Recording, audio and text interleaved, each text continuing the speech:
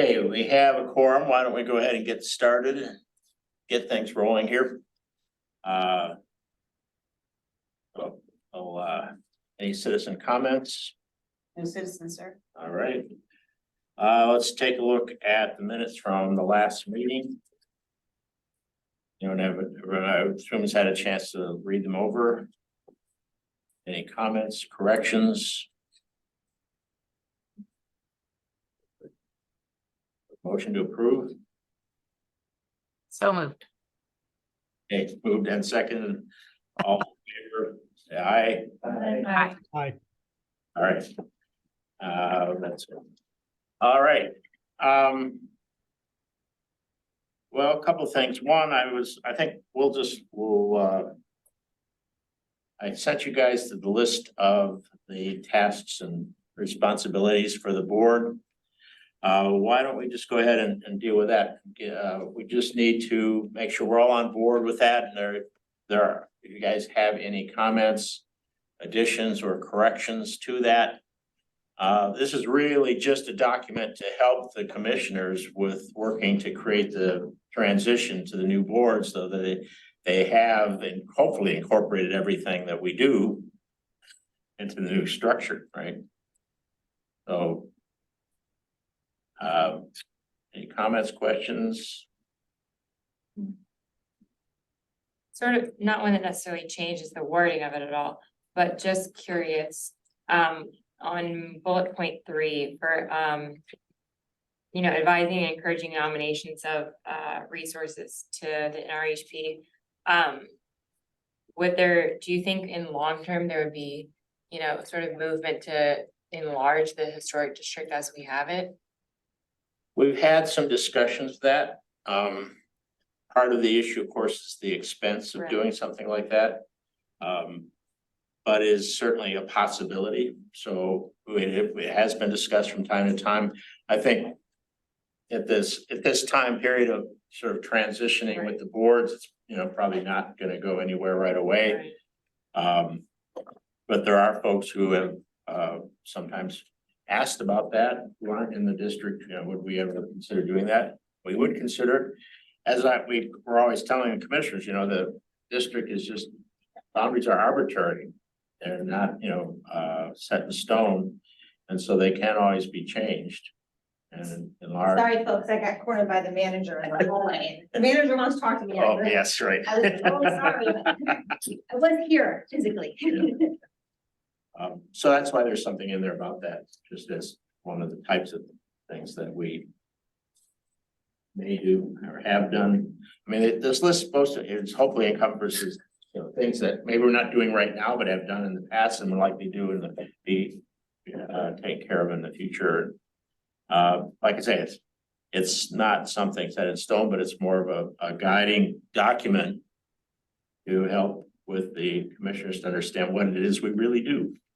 It's very comprehensive with regard to past not only actions and activities, but things that were in the original ordinance that established the Historic Preservation Board as well, so. Yeah, no, I think this is actually, it's very succinct and, but leaves the door open in a good way in terms of, review for planning and zoning issues or brick streets or any adverse effects. It leaves the door open, but like in a good way where it's like, if we're needed to, like, if we're here and like should be consulted sort of thing, so.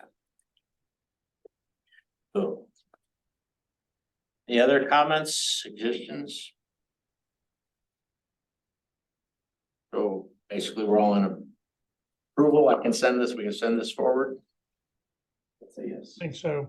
Don't really need to vote on it. I mean, it's not an official document or anything, but okay, so we've already technically sent it. Take care of that.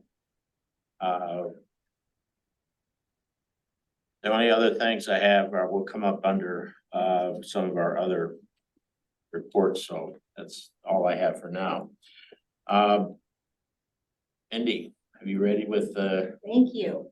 I have Brick Streets update that I'll say for the Brick Street piece, advisory board that I'll say for the advisory board piece, so we can all kind of talk about it. And then, so commission business, that's not that.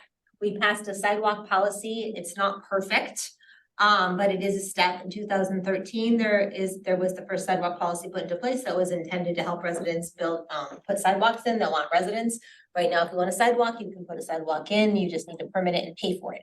This is if a group of residents want a sidewalk on their block and they don't want to pay the whole cost of it because it is a shared community asset. They can come to the municipality. Well, they could have always come to the municipality and asked for that. Now we're trying to make it a little easier. So now the process is that you will petition. You start a petition with your neighbors. If you have 25% of whatever area, it could be 2 houses, that's just one house, you know, qualifies 25%, or the whole street, with 20 houses. If you're 25% of the people that want a sidewalk, then you start a petition and you can bring that petition to the new mobility board. Right now, we don't have a mobility board, so we have this like 5-month, 6-month interim period where you still bring it over to the municipality. It'll probably go to planning. That's probably or traffic.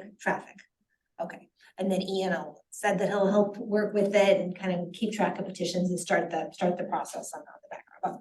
But in April, we'll take it to the mobility board and they'll use the sidewalk policy to rank all of those requests that they're getting and bring that to the commission for budget season. There's a lot more into it, but that's for you as a resident, or you can tell other residents if you're interested in a sidewalk. That's how you get started in the first process.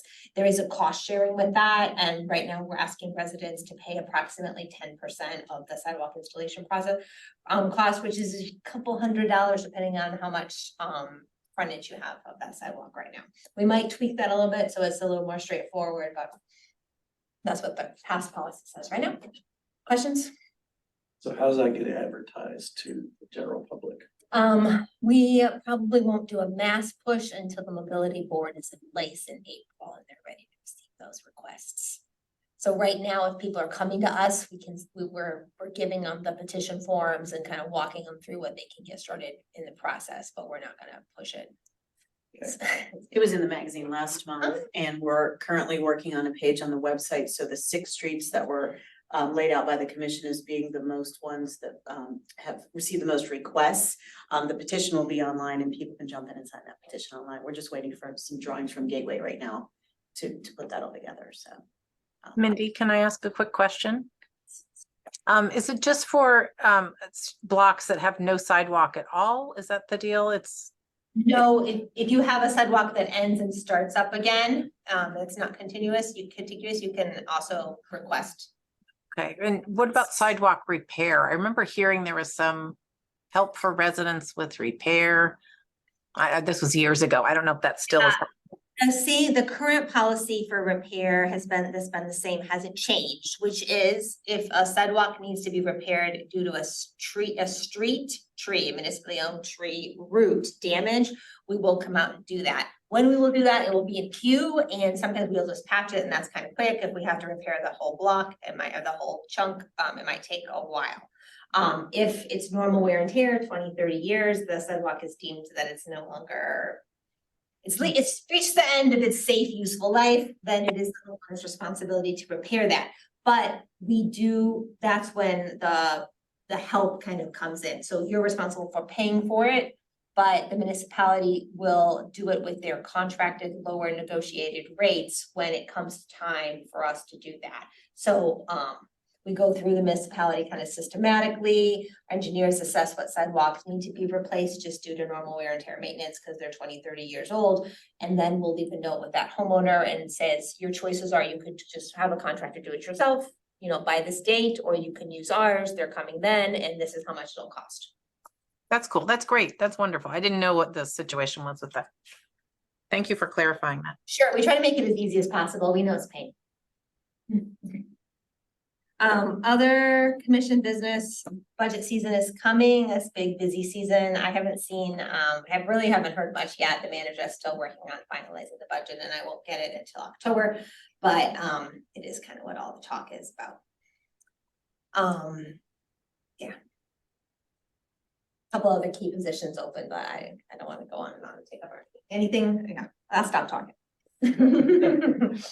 I wasn't thinking about budgets. Should we be thinking about budgets even Yeah. though we're gonna be a different board in a few months. You're still working. I mean, historic preservation work still goes on, so. Education, some of the things that we've requested funding for in the past, we should put that together, I right? think that'd be great.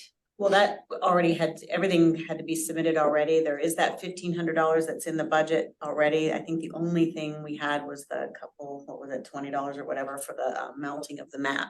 Everything else, if that isn't spent by the end of the year, I will request a carryover so that can be used for the first 4 months of the, That's all I was thinking. That's probably the yeah, only you wouldn't funding. lose it unless for some reason it gets cut. We're not looking to put up more signs or anything, so. So 1,500 approximately Correct. to carry over. Correct. Right, anything else? Hey, Laura, do you have anything? I have some changes coming to my office. You all know Stephanie, who ran the meeting in my absence in May, I think it was. She has accepted another job that will allow her to stay home with her baby and work with her Wow. baby. So I'm currently looking for an assistant PIO. So all that really means for you is just try to have a little patience with my office since I will be doing 2 jobs and hiring. It may take me a little bit longer to get there. So, Again, Laura, again. Oh. starting to think it might be me. No. But anyway, so, but that's all. There's a bunch of community things going on this fall that are great. We have the artist market on the 29th of September and the 1st. Howard Hanna Health Tour raising money for Children's Hospital is coming up next Saturday. There are still tickets available for that on their website. That's pretty much it. Okay, thanks. All right, historic signage. Assume everything is, signs are up, right? So. I mean, I can take that off the agenda. Yeah, we have- You've asked me to leave it on there, so I left it on there, but I'm happy to remove it and then it can always come back on. Yeah, I think we should go ahead and Okay. remove that now, because we've done a lot and it's finished. Okay, brick streets.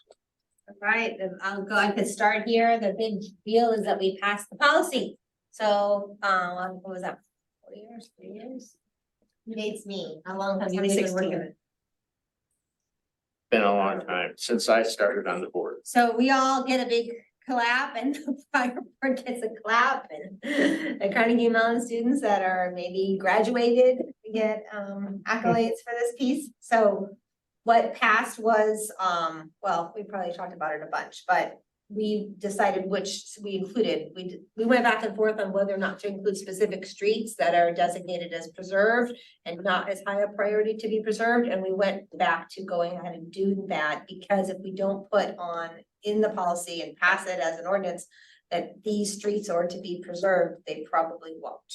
So we have preserved, we have to be preserved, and we have not as high of a priority to be preserved. And then the direction for the municipality is to show us that you can preserve these streets and also, if you want to not preserve a street, then you need to bring that to the commission, still the commission has to vote on it. One piece is that there'll be a longer public discussion period for the not preserved brick streets. And I don't think we've finalized on that time period because staff needed some more information to figure out how long. But we would definitely want a lengthy kind of public period there.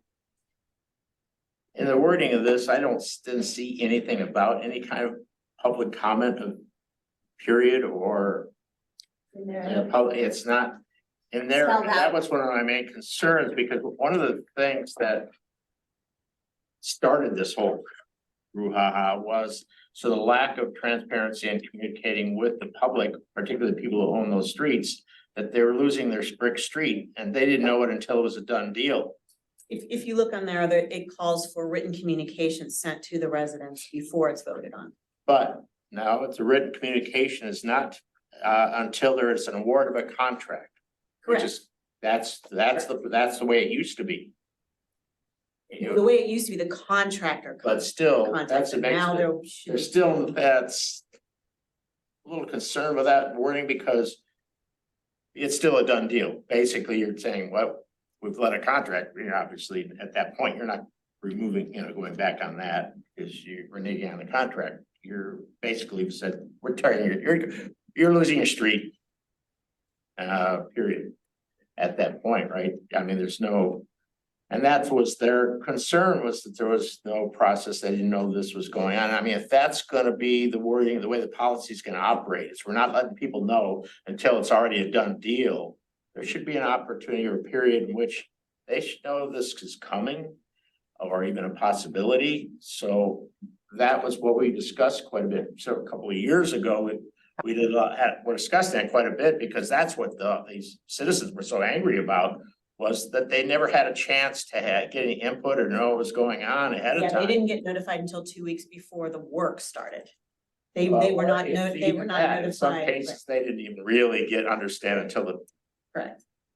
machines showed up on But the I'm not street. sure, I mean, they would have input, but they can't change it. If the commission has decided that the street's going to be Preserved or not preserved or not preserved, and the engineer has said it's degraded to a point, if you get 50 people here that said, don't do it.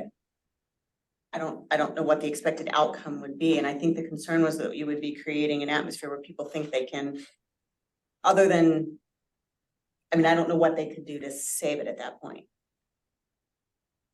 Yeah, I mean, the commission always has discretion to change their mind, the future commission, you know, but, with whatever, for whatever reason they want to, but that was an intention of the policy, was to kind of say, here's what we're saving, here's what we're not, here's what we're gonna fund. And that's kind of letting everyone know, which, of course, no one's gonna, I'm not happy with any brick streets disappearing. I just wanna make sure we save most of them, 80-90% of them.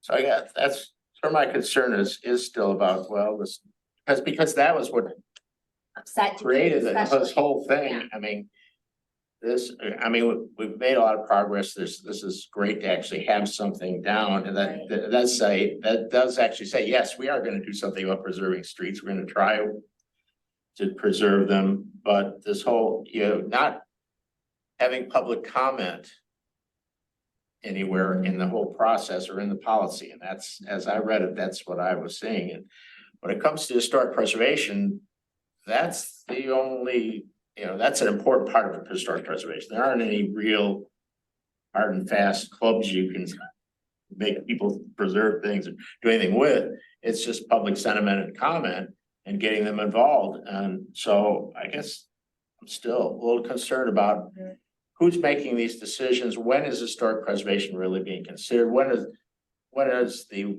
will of the public being considered about whether they want to lose their street or not, or whether there's anything they can do about it?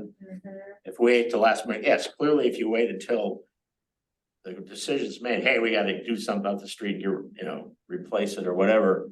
And they don't know anything about their street even being on a list that says that they are to be replaced at the end of their useful life. Well, we are gonna publicize that, so I'm working with the municipal planner on publicizing the policy and pushing this list out to the public, so they should know that shortly.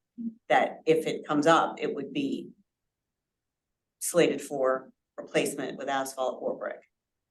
So that's part of it, is getting out ahead of it now and saying, here's the list as voted on by the commission. So let's walk through a possible way that there could be more of a public window or public discussion at least. But like Laura said, noting, it might just end in more frustration for the residents if there really isn't anything to do, but the commission can't always change their mind. They can't always change. And then changing their mind could be, okay, we won't reconstruct the street right now. We'll look at it in 5 years and it'll continue to deteriorate, and you guys are gonna have to deal with that. You, the residents that live on that street. But so maybe the Historic Preservation Board in its new form can take on a little bit of that. So right when the commission sees in a public discussion meeting in February, usually the list of streets that are going out to bid. And the commission kind of nods their head or walks through and agrees that those are the ones that should go out to bid. So that's a public discussion. Historic preservation could kind of tie in, have that on their calendar as one of the things that they do, is review that list. And then find a way to reach out to those streets, maybe, or that's where, it kind of, I guess, would be up to the will of the board to say, make sure you tell your commissioners that you're not happy about this, or you are happy about this. Well, you're right. Because the other aspect of that is also, there's no mention in here at all about an historic preservation board or anyone making just the recommendations or giving advice other than public works and the engineers. right? And their decisions are always gonna be in one direction, not really concerned about historic preservation as an option. That's what we've seen happen last time. Oh. It used to be that, and a lot of the work that we did putting this stuff together, Matt and I have been here long, long anybody else playing around with this. A lot of the stuff that we put together and proposed isn't in here about how, you know, process of evaluation and then historic preservation board being involved, and that seems to all have gone away, and it's just, okay, here's the list. Public Works engineers will tell the commissioners. It might be a little bit stronger though, because it's in writing. Last time when Duquesne and Hilf came up to be done, because it was an emergency repair, it did come in front of the Historic Preservation Board and they said they were fine with it at the time. So then it moved on. I mean, I don't think they could have blocked it, but the consensus of the board at the time when it was those two streets were presented to them is they were fine with it. So Yeah, I mean, that's part of the problem of having a volunteer board Yeah. where the expertise that's there at any given time. Right.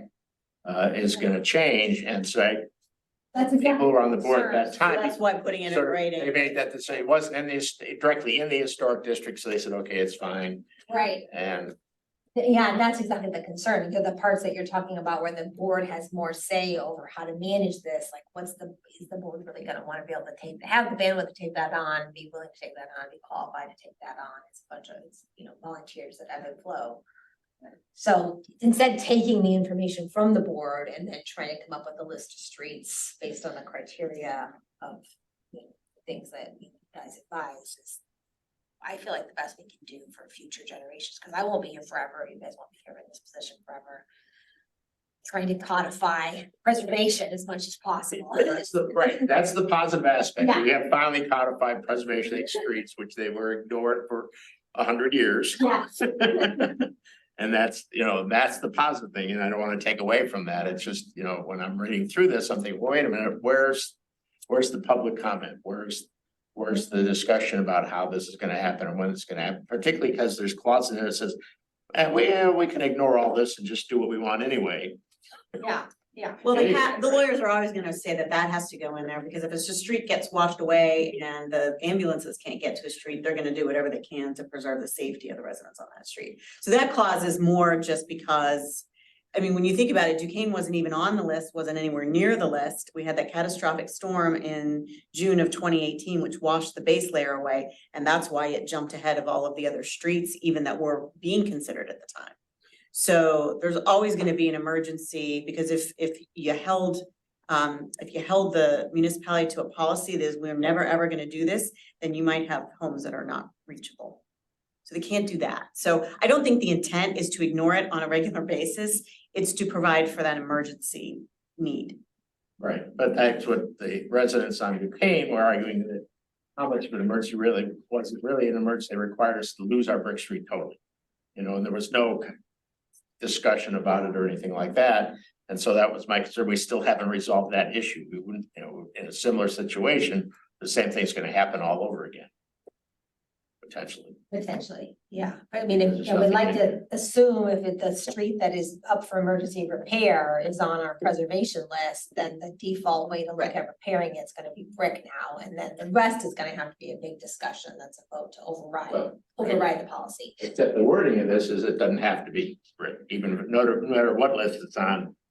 It doesn't have to be. They can make that somebody's gonna make that decision. And wouldn't someone like an historic preservation board type person or the residents be part of that conversation rather than Public Works saying, oh, no, let's just go with asphalt, I think. we gotta do this yeah. fast and take care of it right away. The easiest way to deal with this is with the asphalt. That's probably almost always gonna be Public Works consideration, saving time and money, right? Not historic preservation, whereas it may not be what the residents want for really, which could happen. That's That has always been, you're right, that has always been the way that it's been done, but now they have to go and convince the commission to go against the policy. Like, this is such an emergency, we have to go against this policy that we have, even though we're supposed to preserve this street. Et cetera, et cetera, et cetera. So it was a big hurdle, but definitely not impossible. So what is the timeline again? Is there a way that we could have representatives intervene in a timely fashion to bring up those concerns before the decision is made. Yeah, though, So, Anytime a brick street is proposed for removal, it's always brought to this board. Well, that was in the past, but it's not in this policy anymore. That's part of my concern. Yeah, Right? I can't speak And there for is no policy, but- longer a preservation board per se. There is. There would have to be a concerted effort to completely deceive this board and hide information, which I'm telling you as your liaison, I'm not going to let that happen. And I haven't let that happen, Well, we so. don't know what's gonna happen once there's not a historic preservation board anymore, right? That's still the unknown, all this is in a period of transition. The stuff that we were originally drafting up often had specific phrasing about a historic preservation board being consulted or being advised or asked for advice when the situation come up. There's nothing like that in here. There's no mention of any kind of advisory board being involved in any process, at any step, in any, once this policy is in place, it's strictly up to Public Works and the engineers. we're trying to make it so there are no decisions in the future to make. These are the streets to keep for sure, and these are the streets that we're probably not gonna keep. Figure out the funding, that's the work. Which isn't perfect either, but does allow and hopefully a lot more avenues for preservation. And the other piece is that there's 2.2 million we spend every year for reconstruction. I don't foresee that changing at all, but what we put in here is that now that 2.2 million has to consider brick.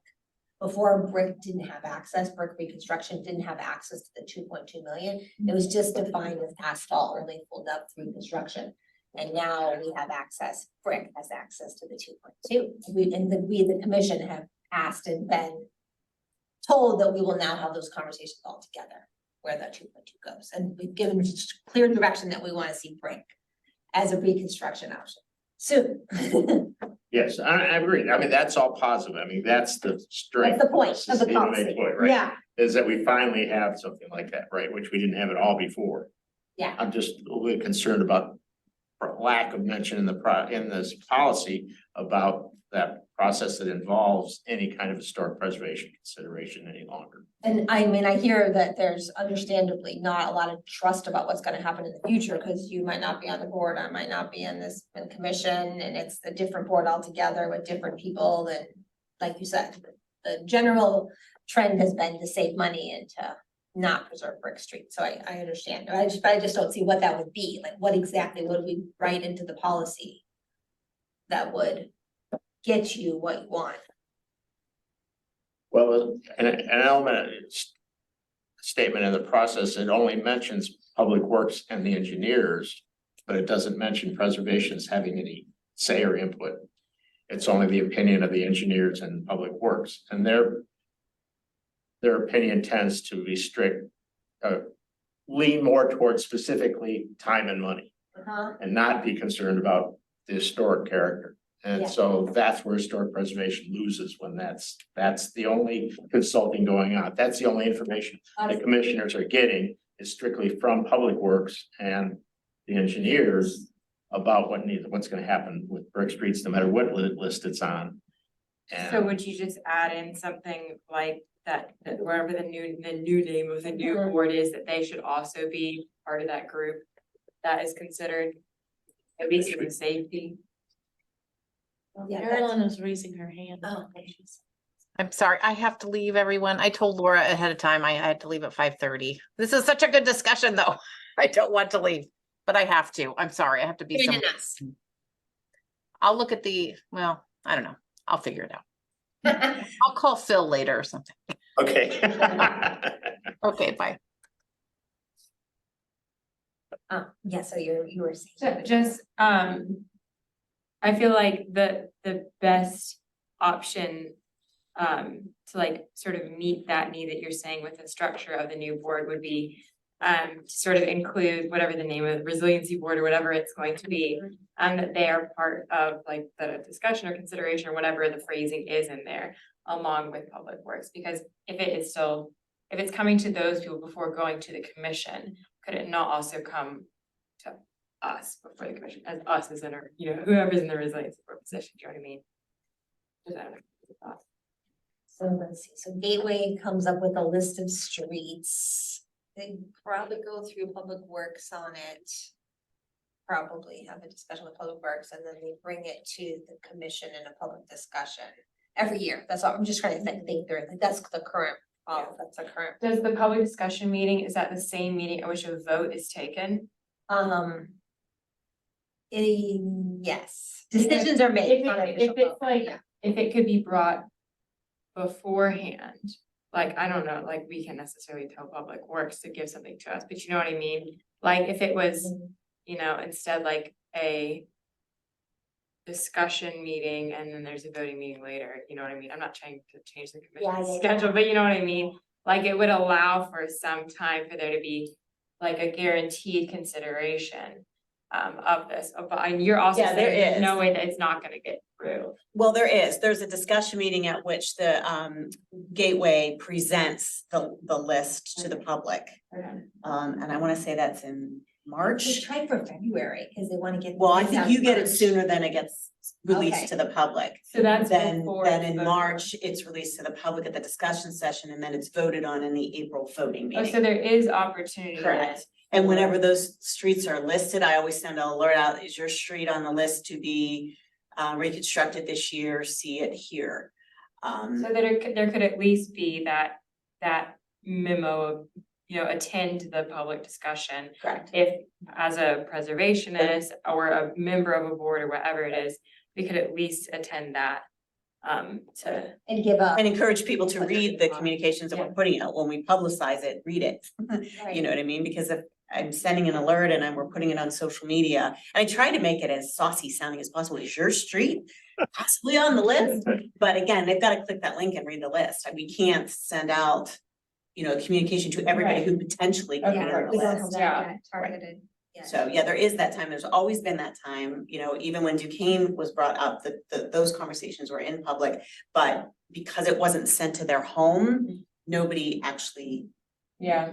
read it. And even if, I feel like even if there isn't like a homeowner who necessarily knows to advocate for it, even if they're preservationists or members of a resiliency board or whatever, who know to advocate for it for the sake of preservation, they could still at least attend the discussion meeting prior to a voting meeting. So that was my thing is like, is voting and discussion happening at the same time? Cause that gives no time at all. As long as it's separate, that seems more reasonable.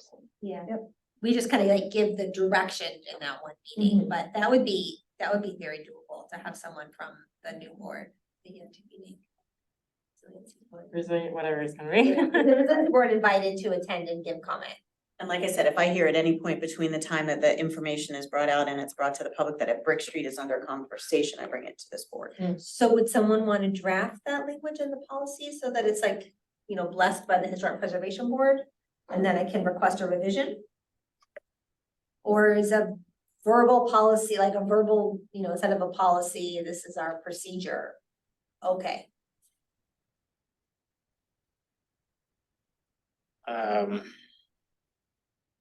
Sorry, you want to, you want to get it in the policy? Is anyone willing or interested in changing the language to put that in the policy that board, you know, the board's invited to attend the commission public discussion session, right? That's an annual discussion and give input and advice on it. yes, I think if we want to see some changes, we need to be willing to draft something up. Okay, Yes, exactly, that's what you're getting at, right? yeah, because if I make a It's one change, thing to complain, it's another thing to be then constructive. I can make a change all, you know, I could make 4 hours of changes and no one will like them, you know, they have to be something that you guys like and feel good about.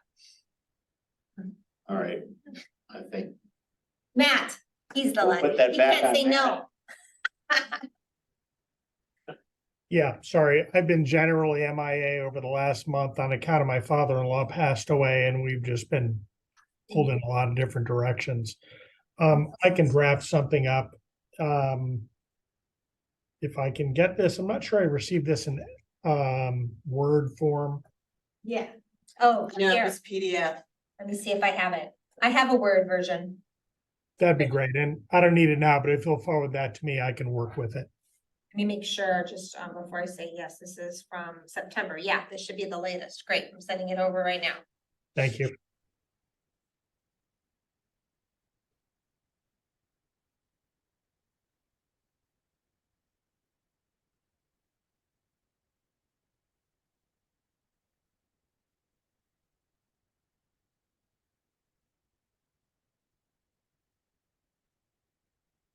So the notification, the public notification, just because Phil, I don't know if you saw the final one, it ended up as residents on affected streets will be notified by letter or other formal communication as soon as the commission awards a contract for street reconstruction, and follow-up information will be shared on the municipal website. But we tried to have that with a specific number of days, but we learned that that's the soonest that we know it's awarded, is as soon as that we know it's awarded. But you're maybe saying that you'd like to see it as a possibility, like as soon as it's presented as a possibility before the bids. Right, should be Sent some out. way to get the public at least have the option, Well, or the is- opportunity to know what's happening before it's a done deal. Is the vote on what streets are going to get done the same as the awarding of the contracts? Are those? Yes. They're the same thing. So really, we are awarding contracts for these streets. It's not a discussion of. Yeah, which street start they're that, at. if these are what we're going to go out for bid for, Okay. here's the list. And then They'll at vote the on that. next, and there's no, it's just in the discussion session, there's no vote, the vote happens at the next meeting. Got it, okay. So, yeah, Right, so that's part of the RFP. RFP is issued and then bids are received and then. because Yeah. there's always ad alternates, so they look and see where those come in, so sometimes something will go out to bid and not be done, which is probably why they don't necessarily publicize it until the actual bids are going out, because then things change quite a bit. Things come in very high and there's ad alternates for things. If you don't know what an ad alternate is, they might throw in some things they'd like to see depending on how the bids come in, or things that they may value engineer if they have to come in at a certain budget, so. So Usually Laura cat- and Wendy, walk me, if you would, for a moment through the process. The way I conceive it is decision is made by by commission about the construction materials, and based on that, presumably an RFP goes out to the construction, the contractors community saying, we intend to take out brick, replace it with asphalt, please submit your bid. In the past, they've gone, anytime they've suggested asphalt, they have done a quote for both brick and asphalt, so that they have that information in front of them when they make that decision. And I believe that was made very clear to the commission that that's what they wanted to happen. But again, now that there's a list, I don't know that they would go out for an asphalt bid if something's Right. very clearly on the brick list now. Right, I hear you. Okay.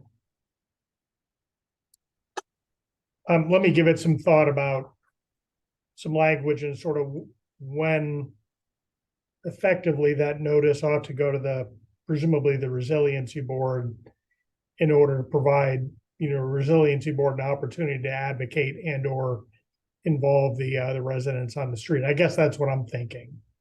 Yeah, Okay, thank you.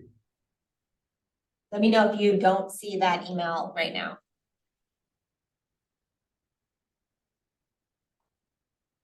Right, more brick, this is very important topic, more brick thoughts or comments, no, it's okay, it's very important. Well, it's just, the brick streets, are an historic resource. Yeah, And it's the one of the few historic resources that the municipality has control over, and it's making decisions to destroy, right? So, or not. or not. That's Hopefully not. right, But- we used to make decisions to destroy. Basically, those are the only types of decisions they made, and this is such a step forward, certainly from. When I first came on the board, there was no concern about brick streets whatsoever. I remember just as a visitor, when I came up to see what this board was all about, this brick street thing came up. And I remember didn't know whether they could consider it, and I asked them the question. I said, well, are your brick streets a contributing member of the historic district? And no one knew the answer to that. Yeah. And they are. All right. They clearly are, which is why PennDOT had to do that study, pay to have that study done back in order for them to be able to destroy Brick Street, because with federal dollars, there's more actual considerations that you have to mitigate the impact of destroying that big brick street. Because federal money's not involved here, we don't have those historic preservation things to be concerned about as a municipality, but we should still be concerned about when we're actually making the intentional step to destroy a historic structure. And so we have to, I mean, I totally agree with you, and the next step is that we, the commission and the municipality, have to figure out where we're gonna find the money. It's about $500,000 extra a year, so $500,000 extra a year, and then we just got slapped with an extra at least $500,000 a year for a trash contract. Which goes up every year, so, that's, It's real dollars. Yes. so it's good that we got this through, because it's expensive, but we're all looking at it as, it's expensive, and now we need to figure that out. Point well taken. Only, it's a $50 million budget, and it's 500,000 of it, so. Mindy? Yeah. I need more cowbell. Yeah. You got it.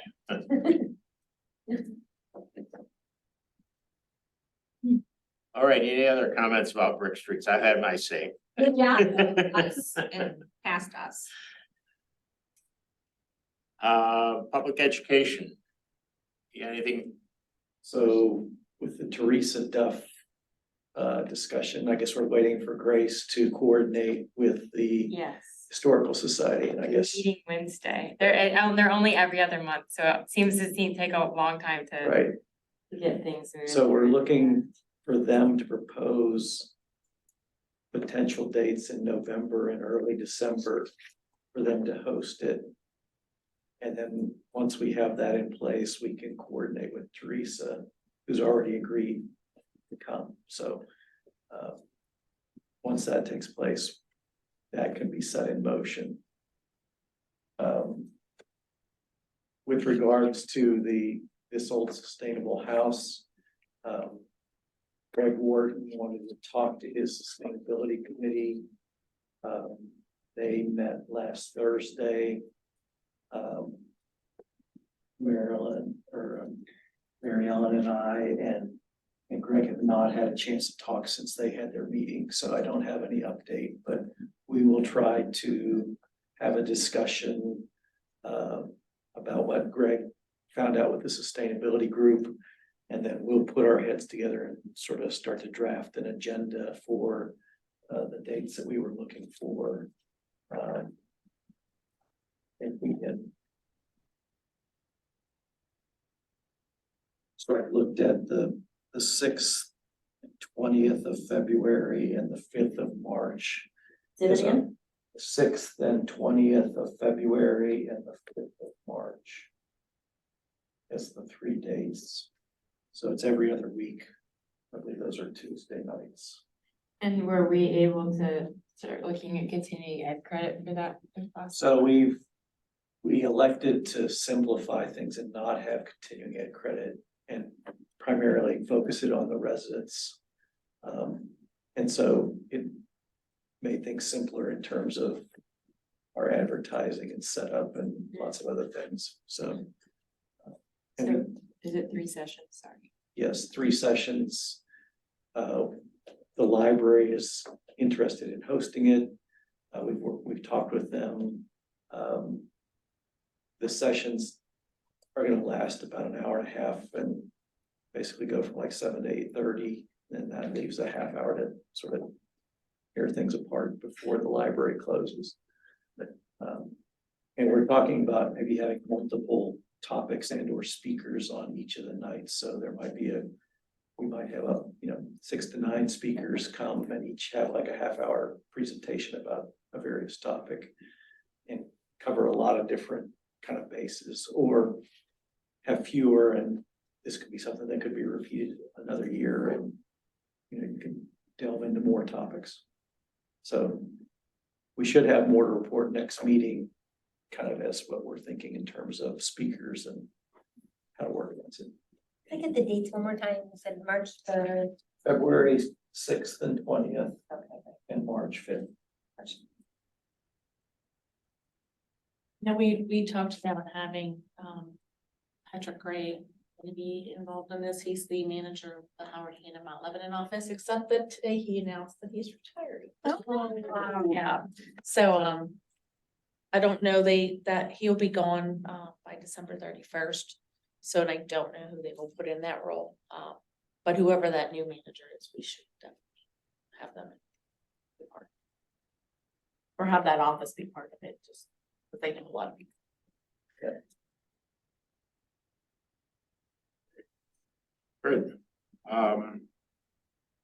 Advisory board transition.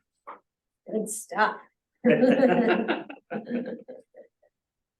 want me to take it? You want to start, Laura? You want me to start timeline stuff? This was the big piece that we were, waiting for over here. I think at the last meeting, or maybe the second to the last meeting, there was a request or a discussion or interest in talking about the name of the new board and how to bring historic preservation into that name. Yes. I took that to the commission. We talked about it at executive session with our attorney, and at this time, the commission's, the majority consensus, the majority opinion is to keep historic preservation board as a subcommittee, but we can look at how to really elevate that on the website, make it a standing subcommittee, make there be mandatory, positions assigned to that, however we want to see fit.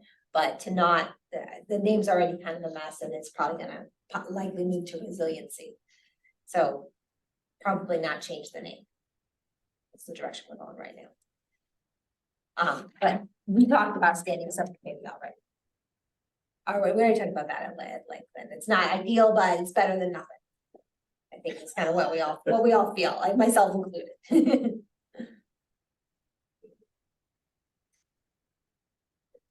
No comment.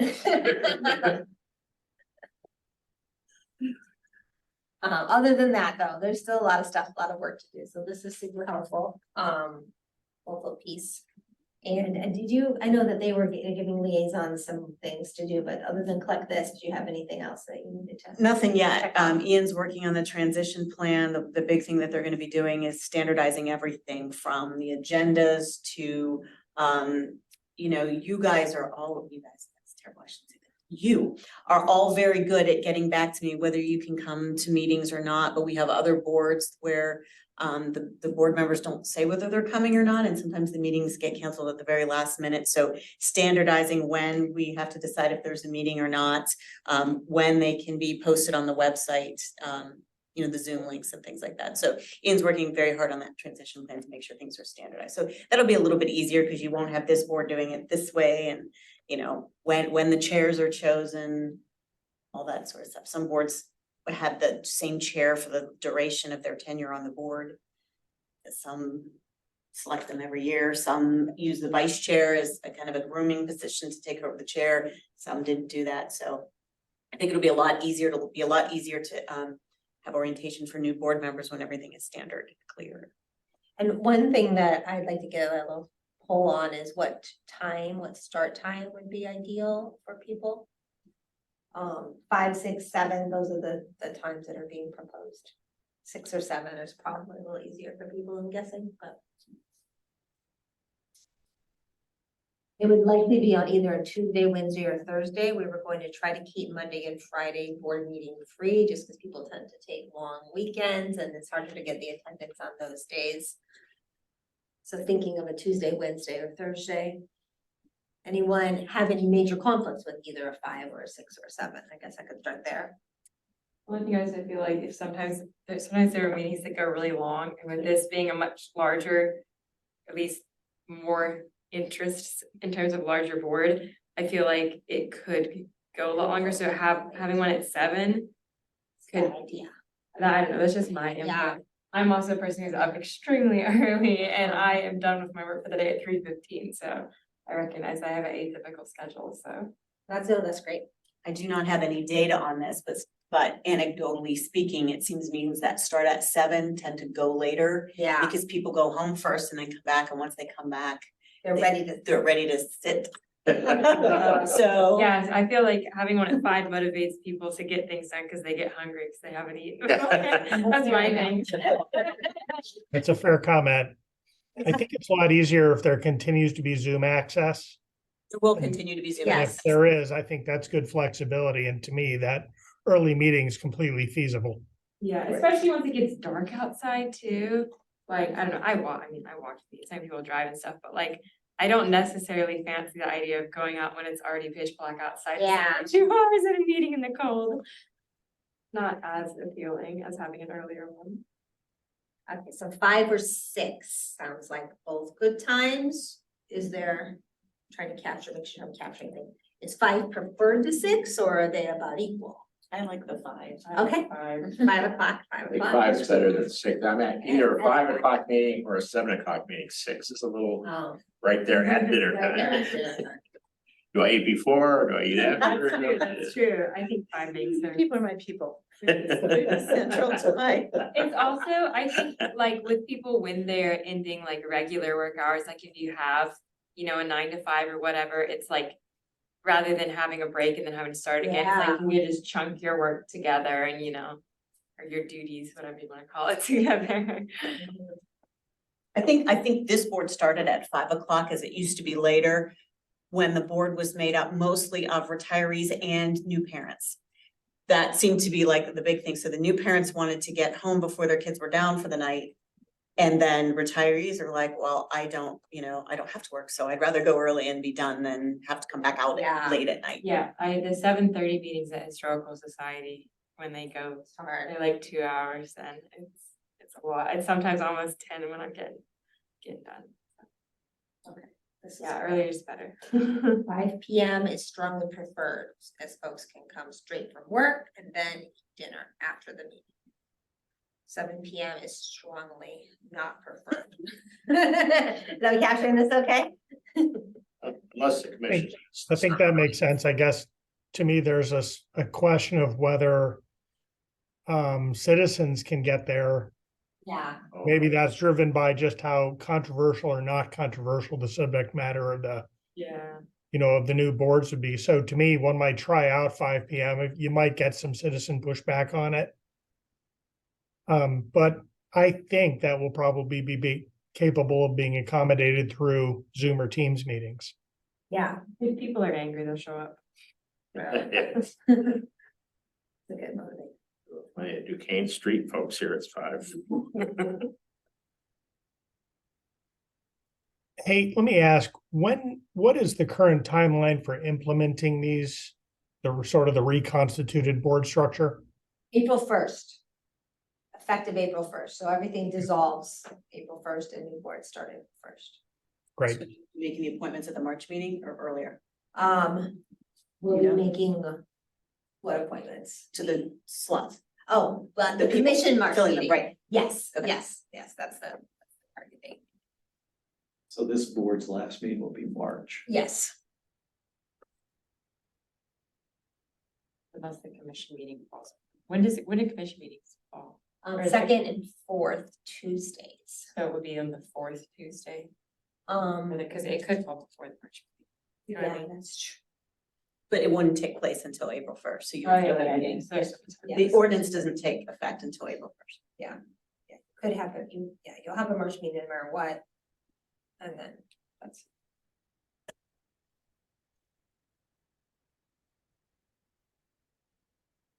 Anything else?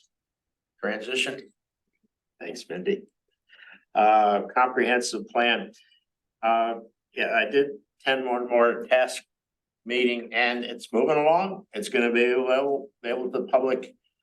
Let's say that, I was concerned about the lack of historic preservation and a lot of the discussions and so forth, but came away from this last meeting, which we were also meeting with a subcontractor, Yard and Company, who deal with this whole issue of sort of society and changes to structure and how to integrate, and they were very much more on top of, okay, this is an important thing for Mount Lebanon, this notion of distinctive neighborhoods and the history of the community, and so historic preservation was much more part of their concern overall in drafting up the final comprehensive plan. So overall, I think it's gonna be okay. But look forward to coming in October, I think, I forget. October, and then there'll be a 45-day review period. Right, it'll be public and you can make comments, so forth, jump on board. And there's stuff online right now you can take a look at too, if you know. So I'm not gonna go over all the details, because there's a lot of information there. It's a big plan. So that's my report. Any questions? Look at the, you're like, look at the plan. Go online, look at the Go plan, online and look at it. make comments. I mean, a lot of cool stuff, a lot of interesting discussion about the South Park Garage. We're gonna do something with that, and that came up a lot in this last meeting I was at. About that, and there's a big concern about, well, okay, it's right next to this significant historic building, we need to integrate and be concerned about it, you know, being part of that environment, so historic preservation is there. Okay. All right, Matt, anything from the Economic Development Council? No, sorry, my apologies. I was not able to attend the last meeting. Historical Society, anything going on? Just a couple announcement about some events that they have coming up. So on September 25th, which is next Monday, they have a lecture that's being held with in conjunction with Preservation Pittsburgh on Pittsburgh and modernism in terms of modernist architecture, and it's at the library in room A at 7 p.m. So it's like an hour and a half. And there's a whole bunch of people from Preservation Pittsburgh who are going to be a part of that. I hopefully will be there. And then they also have just like a smaller in-house lecture on November 9th at the Historical Society building on just like Mount Lebanon family history. But the Pittsburgh modernism one, I think should be super interesting. And yeah, this Wednesday I have a meeting for Historical Society. So I'll talk to them about Teresa Duff and, you know, get some, they also have their fundraiser in October, can I remember the date? 5th, yes, 5th, October 5th, coming up as well. So they have a lot of events coming up, but they seem to be well attended, I think. Okay. Planning board, Marilyn had to leave, so She said she had no report. what's that? She said she had no report when she told me she was leaving. All right, and I assume we don't have anything from the partnership. We don't, side. but you'll need to appoint somebody to that slot. To take over that position. Traditionally, it has been a design professional just because that tends to be what they're discussing, but there's no reason why it can't be somebody else. Your call. Okay, I just need a name. yeah, anyone interested in? So just for everybody's benefit, what this is a subcommittee of the group that works on the Vibrant Uptown project. Discussing how the next phase will go. That's a more of a placemaking phase. So they're talking about doing public art, maybe some wayfinding and other things that would definitely have an impact on the historic district potentially. So that's why it's important for this board to have a voice in that conversation. When do they meet? It's not said. But I will tell you, the staff liaison is Eric Milliron, and he's happy to brief. If it's an inconvenient meeting, he's happy to brief the person on, you know, what is said and done. So This is kind of what I was, that's what you were doing. Yeah. Yeah. I mean, I can do it. I just, the last time I told him to get back to me when he was having meetings, like, I never heard from him again. Oh. They don't meet very often. Okay. Yeah. And sometimes they meet with a smaller core group. I can help bridge that as well. So, you're willing to do it? Is that what I'm hearing? That's what you want to do. I'm gonna Someone else send- wants to do it, that's okay. Yeah, I've got so many other things going on. I prefer not to go to another meeting. All right. But it doesn't sound like it's often, right? So- It is, it is not. It's not a regular thing like some of these other. I'm gonna send an email right now introducing you to not just Eric, but to like one other person on the partnership, so that hopefully one of them Okay. loop you in. Okay, thank you. All right, anything else for the good of the order?